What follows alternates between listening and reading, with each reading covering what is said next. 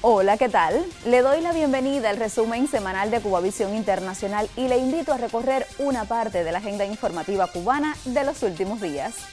En esta emisión destacaremos el inicio del Ejercicio Nacional de Prevención y Enfrentamiento a las actividades delictivas, conductas antisociales, la corrupción, las ilegalidades, la indisciplina y otros fenómenos nocivos. Le informaremos sobre las celebraciones por el Día de la Medicina Latinoamericana y por los 60 años de la primera universidad fundada por la Revolución. Y resaltaremos el inicio del Festival Internacional del Nuevo Cine Latinoamericano, cuando La Habana huele a cine y acoge esta importante cita del séptimo arte. Quédese con nosotros, ya comenzamos.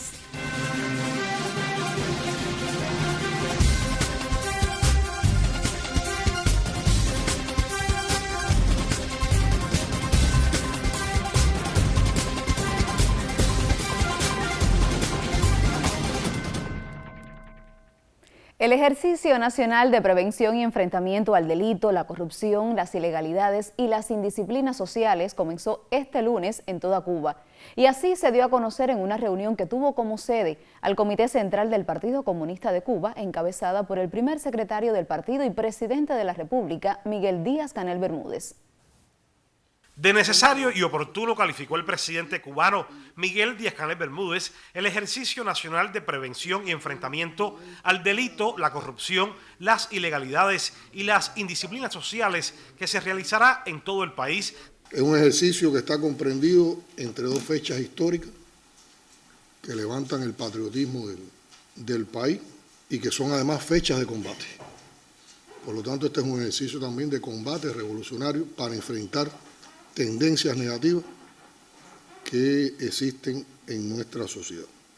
Por lo tanto, un ejercicio integral con participación popular y control popular que fortalece la unidad de nuestro pueblo y que está orientado sobre todo a enfrentar manifestaciones de corrupción, delitos e ilegalidades, indisciplina social, actitudes antisociales o comportamiento antisocial, la evasión fiscal, las inadecuadas relaciones y distorsiones que pueden existir entre el sector estatal y el sector no estatal, todo lo que afecte a la tranquilidad ciudadana, contra los precios abusivos y especulativos.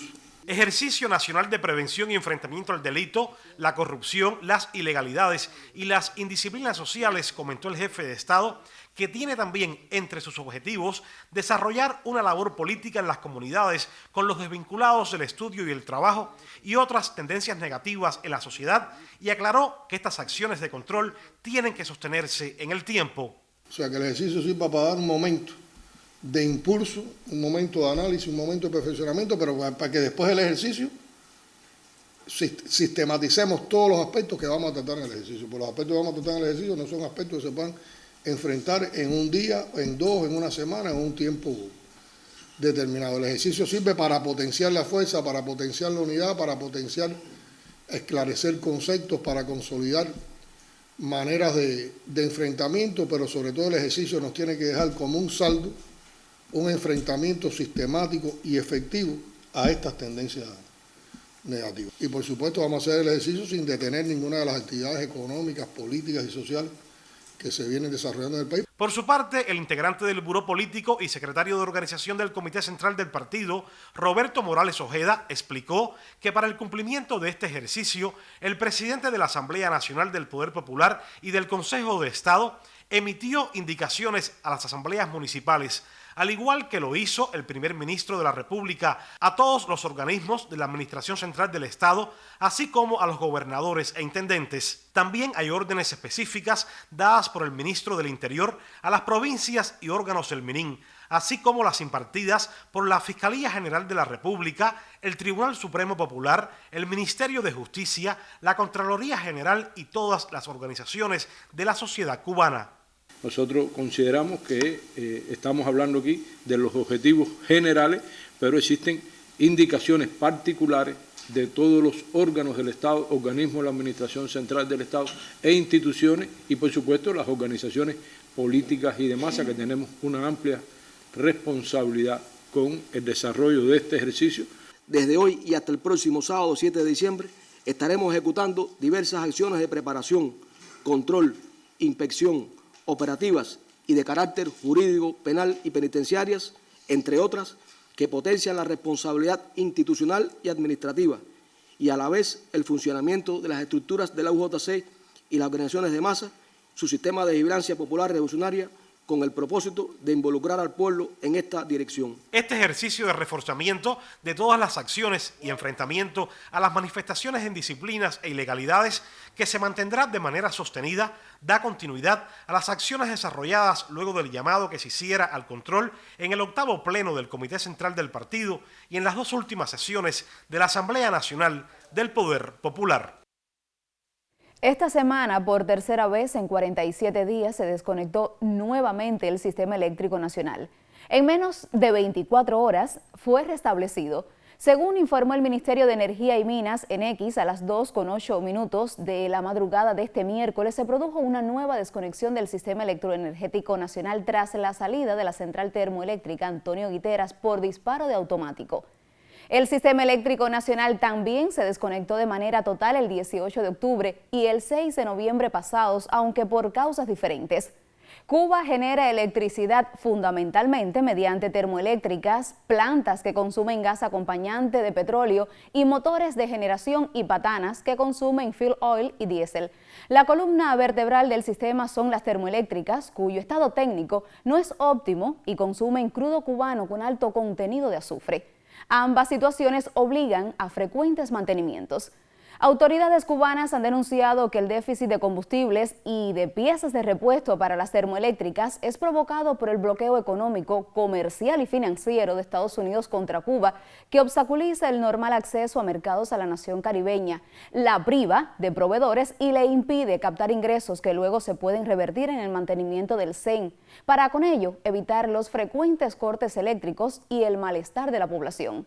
A partir de 2019, Estados Unidos arreció el hostigamiento contra las operaciones para la llegada de combustibles a Cuba, mediante el uso de intimidaciones, multas y sanciones unilaterales contra productores, comercializadoras, navieras y otras entidades vinculadas con la provisión de estos rubros a Cuba.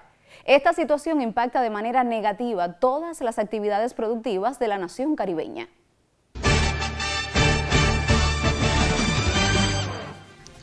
El líder de la Revolución Cubana, general de ejército Raúl Castro, recibió este domingo al comisario general Wang Xiaobon, consejero de Estado y ministro de Seguridad Pública de China, quien realiza una visita al país antillano. Durante el encuentro, el líder cubano se refirió a las históricas relaciones de amistad entre ambos pueblos y envió un cordial saludo al primer secretario del Partido Comunista de China y presidente del gigante asiático Xi Jinping. Asimismo, agradeció la colaboración oportuna de esa nación ante la compleja situación que afronta la isla.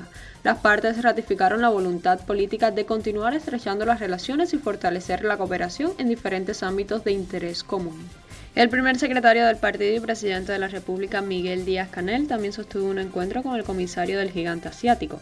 El mandatario se refirió al seguimiento que se ha dado desde Cuba a las propuestas realizadas por el país asiático a la comunidad internacional para poner en marcha un grupo de iniciativas globales en las que expresa la voluntad de defender la paz del mundo, a la vez que rechaza el hegemonismo y las políticas de sanciones. Ofrendas florales del general de ejército Raúl Castro y del primer secretario del Comité Central del Partido y presidente de la República, Miguel Díaz-Canel Bermúdez, acompañaron el tributo del pueblo de Santiago de Cuba a propósito del aniversario 68 del desembarco del yate Granma y el Día de las Fuerzas Armadas Revolucionarias. Como es tradicional, jóvenes destacados rindieron especial tributo a los héroes y mártires de la epopeya.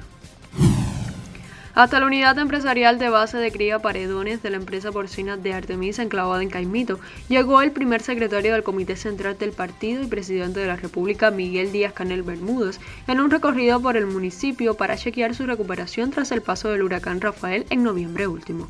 El mandatario cubano enfatizó en mantener informado al pueblo sobre los avances de la recuperación. En tanto, Roberto Morales Ojeda, miembro del Buró Político y secretario de organización del Comité Central, insistió en culminar el saneamiento con el concurso de la población. La Universidad Tecnológica de La Habana José Antonio Echeverría Cujae festejó este 2 de diciembre sus 60 años de creada con aportes desde el ámbito económico y social por parte de sus egresados y profesores. Con el legado de Fidel, su fundador y guía, asumen nuevos retos desde la ciencia y la innovación en Cuba. El primer secretario del Comité Central del Partido y presidente de la República de Cuba, Miguel Díaz-Canel Bermúdez, asistió a la gala por el aniversario 60 de la fundación de ese centro de altos estudios. La carrera 60 años de la CUJAE dio inicio a las actividades por el cumpleaños de esta emblemática universidad. Es de las más grandes universidades que tenemos en el país, la calidad es tremenda y bueno, no tenemos nada más que decir que es un sentimiento, ¿sabes? Podríamos decir que simplemente somos universitarios, pero somos cujaeños.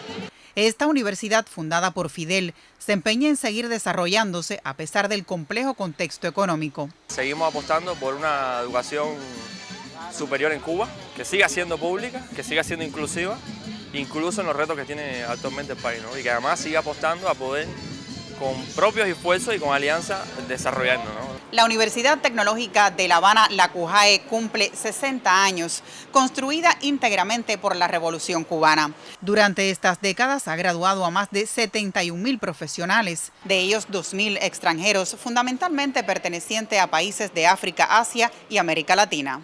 Aquí se estudian 13 carreras y 5 de técnico superior. Se han desarrollado más de 90 proyectos internacionales y realiza intercambio académico con más de 200 universidades del mundo. El primer reto es mantener en la universidad los valiosos recursos humanos con los que todavía contamos e incorporar a esos recursos humanos pues justamente profesores jóvenes que se incorporen a los diferentes proyectos y todo eso hacerlo con alta calificación de los graduados que tenemos en la universidad, es decir, mantener esos niveles de calidad en la formación de pregrado, en la formación de posgrado. Para la profesora Hilda, fundadora del centro, sigue en su memoria y en el ejemplo la presencia en esta universidad de Fidel. Yo estoy en la CUJAE desde su inauguración, o sea, estuve con Fidel el día de la inauguración como estudiante, comencé y me gradué en el 70 y continué trabajando acá en la CUJAE. Soy muy feliz de haber llegado aquí, de haber resistido y cada vez que siento que un estudiante que fue mío hoy me reconoce, pues para mí es un regocijo, realmente. Las palabras de Fidel están en ese sentimiento cuando expresó: nada mejor podíamos hacer al triunfo de la revolución que desarrollar nuestras universidades. Sus frutos han llenado de prestigio y autoridad moral a nuestro pueblo. En las ciencias están hoy las únicas esperanzas de que la vida humana pueda preservarse. Cuba reiteró a Estados Unidos su disposición al cumplimiento de los compromisos migratorios con base en la reciprocidad. Ese fue uno de los puntos expresados durante la ronda de diálogo sobre este tema, sostenida este miércoles aquí en La Habana. El viceministro de Relaciones Exteriores de Cuba, Carlos Fernández de Cosío, ofreció detalles de lo evaluado durante la ronda de diálogo migratorio con Estados Unidos. En declaraciones a la prensa, comentó los factores que atentan contra el pleno cumplimiento de los acuerdos suscritos en esa materia. Esta combinación del trato privilegiado a quien entra en Estados Unidos y el bloqueo económico de conjunto plantea una contradicción fundamental a los propósitos de estos acuerdos y al compromiso mutuo de garantizar una migración que sea regular, ordenada y segura. La ronda abordó también la actual situación de los servicios consulares de la embajada estadounidense en Cuba.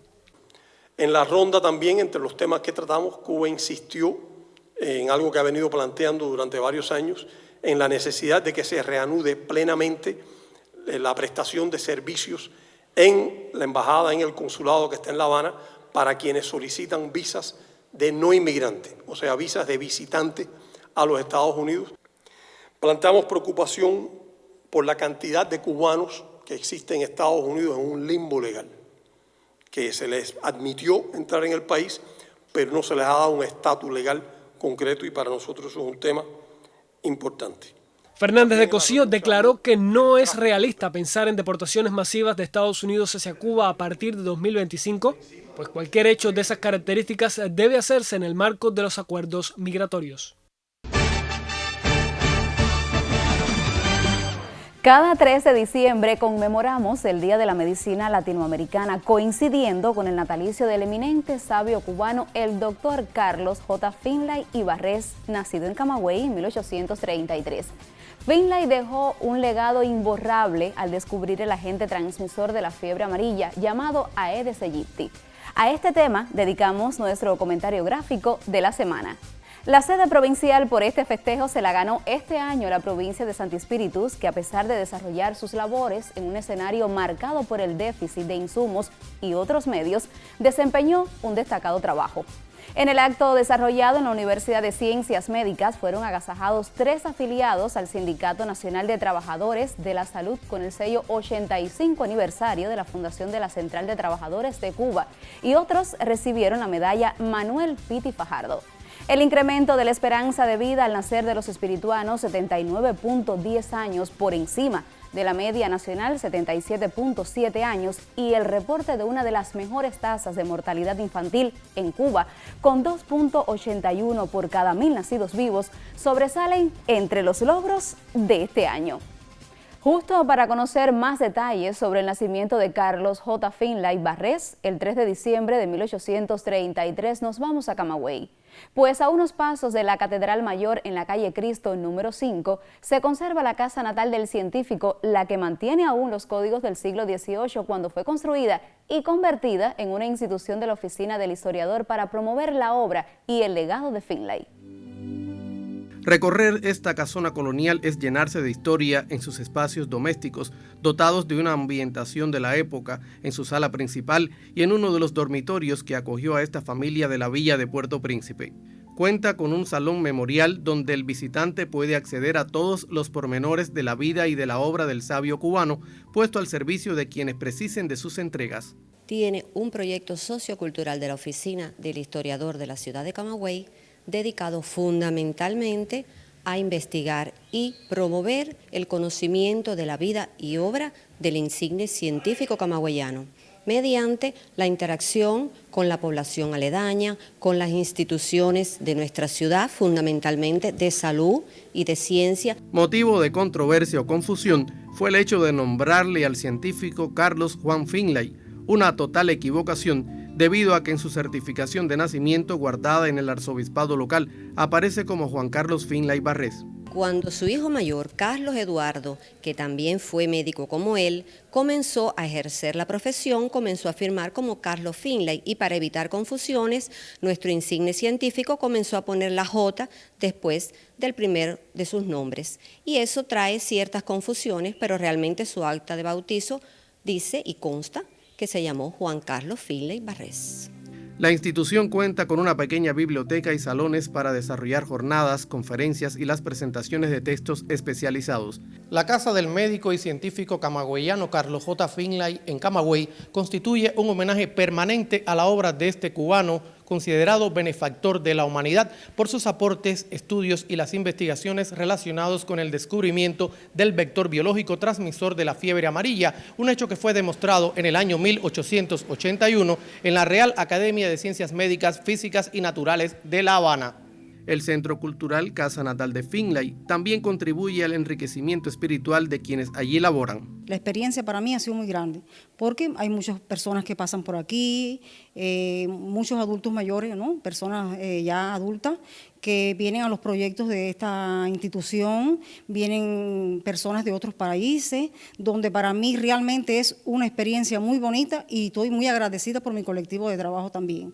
La casa natal de Carlos J. Finlay se levanta como otro ejemplo de la devoción agramontina por sus valores patrimoniales más queridos, en esta edificación que lleva en sí la expresión de la voluntad de perpetuar la memoria de un hijo de esta región mediante la utilidad que su ejemplo brinda.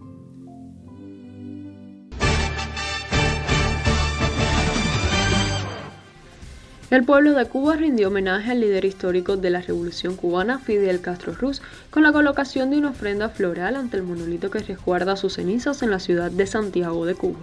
A 8 años de sus honras fúnebres presidieron el tributo en Santa Ifigenia Beatriz Johnson, primera secretaria del Partido Comunista de Cuba en la provincia, Manuel Falcón, gobernador, y las máximas autoridades de las Fuerzas Armadas Revolucionarias y el Ministerio del Interior en Santiago de Cuba. Flores blancas, como símbolos de paz y pureza, adornan el monumento funerario de Fidel, única tumba en el Camposanto que no tiene epitafio, fecha de nacimiento ni de muerte, porque el comandante en jefe vive en el corazón de los cubanos.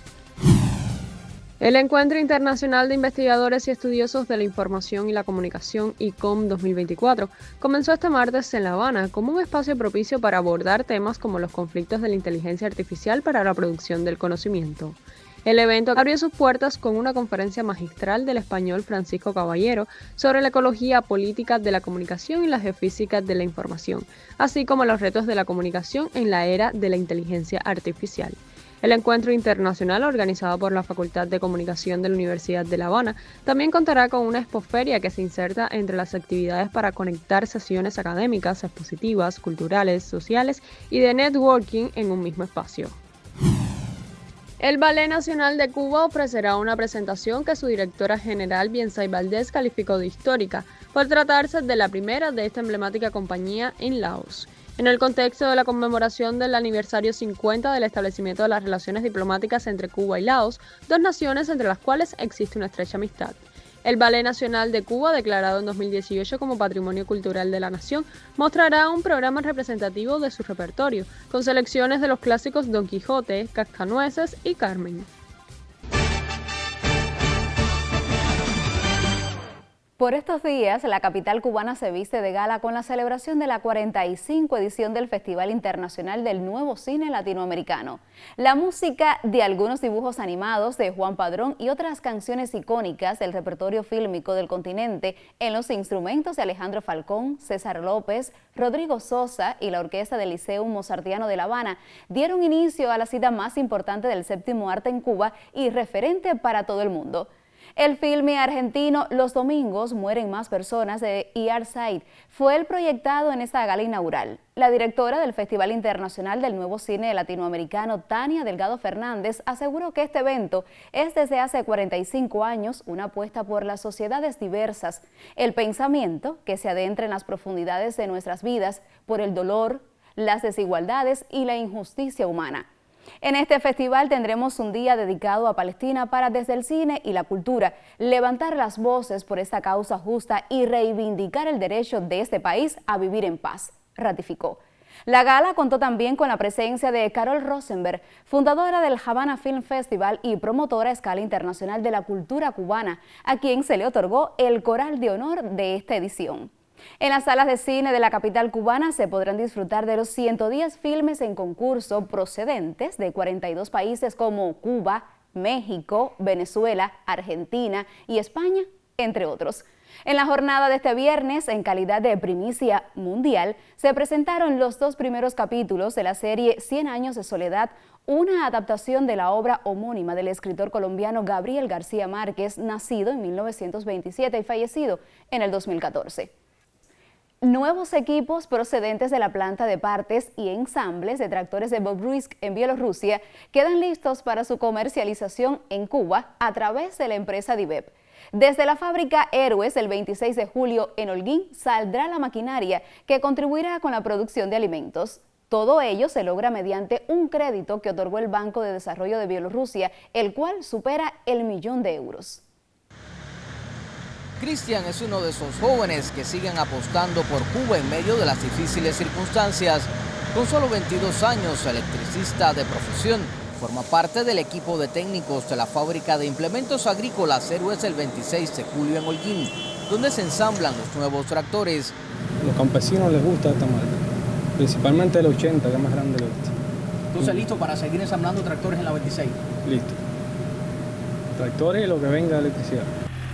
Como parte del negocio conjunto entre la industria sideromecánica y el conglomerado bielorruso MTZ Holding, los equipos llegan en un momento en que urge potenciar la producción de alimentos y a la vez favorecerá a los productores que puedan adquirirlos. Hay en estos momentos demandas que se están concretando en la forma de gestión no estatal y también empresas que tienen hoy una liquidez financiera que permita que el dinero retorne al proveedor principal y nuestros socios. Estos primeros forman parte de un lote de tractores contratados que se incrementará según la demanda. Había que decir más, que no solo los tractores con los bielorrusos estamos logrando estos resultados, sino también que hay fábricas de implementos agrícolas bielorrusas que ya nos visitaron, que también los visitamos nosotros a ellos y tenemos bien claro ya la línea de desarrollo de implementos agrícolas, de tecnologías que nosotros no fabricamos, que no hemos hecho, pero que son parte del complemento para una agricultura con mayor eficiencia. Intensas jornadas que juntó a bielorrusos y cubanos. Sí, hemos trabajado en un plazo muy corto, pudimos ensamblar 12 tractores en 4 días, aunque pensábamos que podría tardar más tiempo, pero gracias al personal, entonces trabajando juntos, logramos hacer eso en ese número de días. Es la primera vez en Cuba, a mí me encantó mucho el clima, el calor. Y además la gente también es muy amable, amistosa, a mí me gustó todo.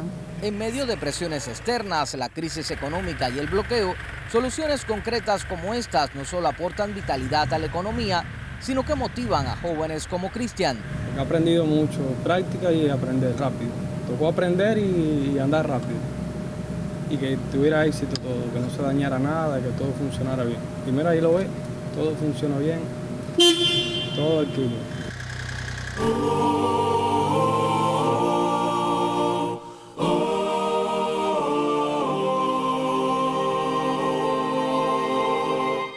A golpe de sudor escalaba, con cada paso un sueño gigante. La lluvia trae tierra mojada, pero pronto secará. Esta semana se dieron a conocer los atletas del año en Cuba, después de computar el resultado de la votación de una encuesta realizada entre varios periodistas deportivos de los medios nacionales. El Salón de Actos de la Ciudad Deportiva fue el escenario de la conferencia de prensa, donde se anunciaron como mejor atleta masculino al gladiador grecorromano y pentacampeón olímpico Mijaíl López y a la subtitular en la cita estival de París y también luchadora Yusneilis Guzmán con el mismo premio en la rama femenina. Dentro de los paratletas resultó ganadora Omara Durán, corredora y campeona paralímpica. Recordando sus hazañas, nos despedimos. Recuerde que nos vemos la próxima semana.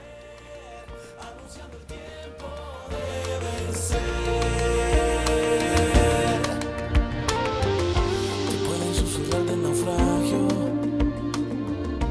que es palabra no permitida. Es lección de vida, no es un presagio.